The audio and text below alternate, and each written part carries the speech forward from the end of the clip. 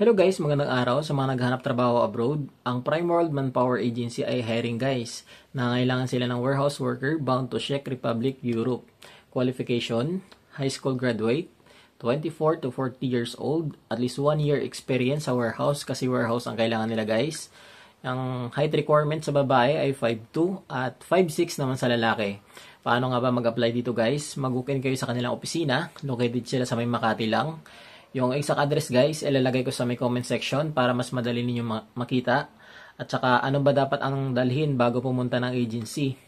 CV or resume guys, dapat updated yon. Tapos passport, NBI, PSA, diploma at saka certificate of employment. So yun lang guys, sana nakatulong. Paki-like and share itong videos natin para mas marami pa tayong mga kababayang matutulungan.